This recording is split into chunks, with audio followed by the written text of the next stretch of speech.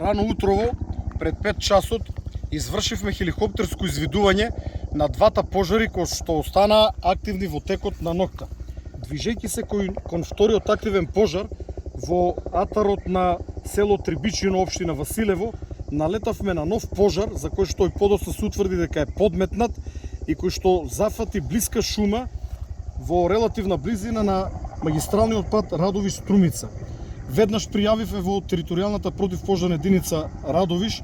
од каде што екипите со теренско возило итно излегоа на терен и после неколкучасовна борба со пожарот успеа да го стават под контрола, а набрзо потоа и целосно да го изгаснат, со што спречија овој шумски пожар да се прошири и да предизвика исклучително сериозни проблеми, затоа што до него се наоѓа и обработливо земјоделско земјиште со различни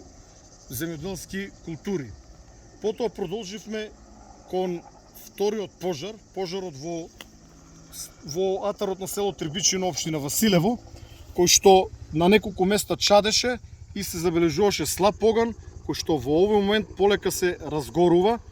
На лице место се наоѓаат екипи од територијалната противпожарна единица од Струмица и доколку се појави потреба, кон овој пожар ќе упатиме еден хеликоптер, а по потреба и ер тракторот на дирекцијата за заштита и спасување. Третиот и би рекол најсериозен пожар е пожарот зад мене, пожарот на армискиот полигон Криволак, кој што повторно почнува да се разгорува,